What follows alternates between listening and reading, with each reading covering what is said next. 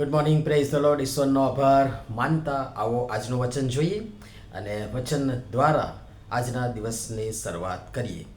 જ્ઞાન વડે ઘર બંધાય છે, બુદ્ધિ વડે તે સ્થિર થાય છે. નીતિવચનોનું પુસ્તક 24મો અધ્યાય 3જી કલમ.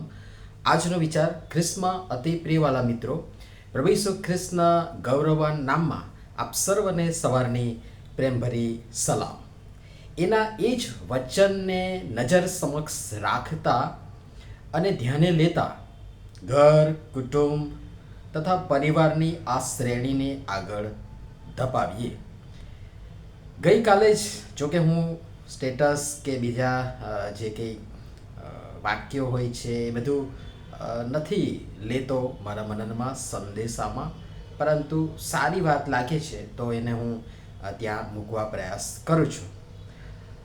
અને એવું જ કંઈક સ્ટેટસ મારા મોટા ભાઈએ મૂક્યું હતું અને મેં સ્ક્રોલ કર્યું તો જવા દીધું, પણ પછી લાગ્યું કે આ વાંચવા જેવું છે અને મેં જોયું તો એમાં એક બહુ જ નાની પરંતુ સમજણભરી સ્ટોરી હતી. અને આપણી જે આ શ્રેણી ચાલે છે બિલકુલ બંધ બેસતી હતી અને તેથી એને સંક્ષિપ્તમાં આપને આગળ રજૂ કરીશ.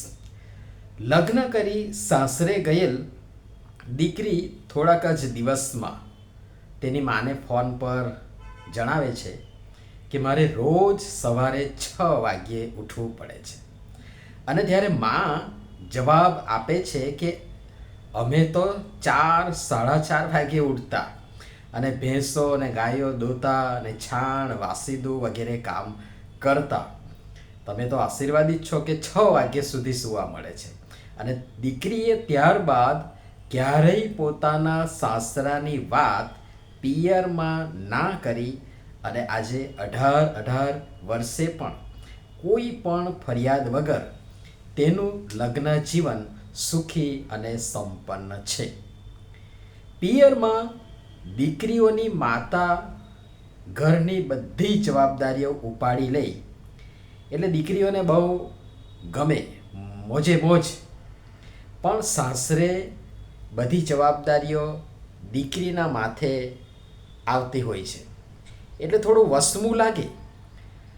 એક સમયે જે ઘરમાં દીકરી વહુ બનીને આવે છે એની સાસુ પણ એક સમયે વહુ બનીને આ બધી જવાબદારીઓ નિભાવી ચૂક્યા છે ને હવે વારો તમારો છે.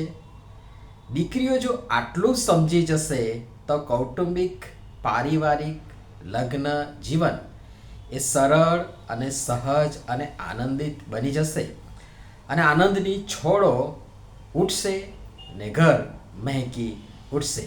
મેં અગાઉ પણ કહ્યું છે કે દીકરીને સાસરે વળાવી દીધા પછી એના સંસારમાં વધારે દખલગીરી કે દરમિયાનગીરી કરવી નહીં. વળી સાસરે આવેલ વહુને પણ દીકરી તરીકે સ્વીકારી, અપનાવી તેના ઘર જેવું પોતીકું વાતાવરણ આપો. આ તારું પિયર નથી, આ સાસરું છે. આવા બાણ મારીને એને ઘાયલ ના કરો. એ પોતાનું ઘર, પોતાનું આંગણું જ્યાં એ જન્મી છે, ઉછરી છે, રમી છે, લાગણીઓ જોડાયેલી છે, એ બધું જ એ ઘર ને આંગણું ને મા બાપ, ભાઈ બહેન, સગા સંબંધી, મિત્રો, આશા, આકાંક્ષા, અપેક્ષા, ઈચ્છાઓ બધું મૂકીને તમારા ઘરને પોતાનું કરવા આવી છે. તમારા ઘર સંસારને, પેઢીને, કુળને આગળ ધપાવવા આવી છે અને ઉજાડવા આવી છે. તો સામે એટલી જ લાગણી, પ્રેમ, હેત વરસાવશો તો પરિણામ સારું મળશે. બાકી આપણા દીકરાઓમાં થી કોઈકને અખતરો કરો એ તો કરજો. આપણા દીકરાઓને માત્ર અઠવાડિયું બધું છોડી છાડી સાસરામાં રહેવા મોકલજો, અથવા સાસરામાં નહીં તો બીજે ક્યાંક રહેવા મોકલજો. બીજે દિવસે પાછો ના આવે તો મને કહેજો. તો વહુ નહીં પણ દીકરી માની તેની લાગણી અને ભાવનાઓની કદર કરજો. શક્ય છે કે પિયરમાં લાડકોડમાં ઉછરી હોય, પાણી માંગતા દૂધ મળ્યું હોય અને એવા માહોલમાં એ વધી હોય, ઉછરી હોય, અને તેથી ક્યારેક ક્યાંક ભૂલ થાય, ન સમજાય, ન આવડે તો ઘરના મોટા, વડીલ, પરિપક્વ, જવાબદાર વ્યક્તિ તરીકે તેને બહુ જ પ્રેમથી સમજાવો અને શીખવો, બતાવો અને કરાવો. વળી દીકરા તરીકે એક જમાઈ બનીને ન કેવળ પોતાના જ ઘરનું પણ સાસરાવાળાનું પણ એટલું જ ધ્યાન રાખો. વ્યવહારો સાચવો, સંબંધો કેળવો અને એને નિભાવો. બંને પાત્રો, બંને તરફના ઘર પરિવારના સંબંધો, વ્યવહારો વગેરેમાં સમજણપૂર્વક વર્તશો અને એક બેલેન્સ રાખશો. બેલેન્સ એટલે બેંક બેલેન્સ નહીં. બેંક બેલેન્સ એક સમયે ન હશે તો પણ ચાલશે, પણ બંને તરફના સંબંધોમાં બેલેન્સ રાખશો તો મને લાગે છે કે કોઈ વાંધો આવશે નહીં.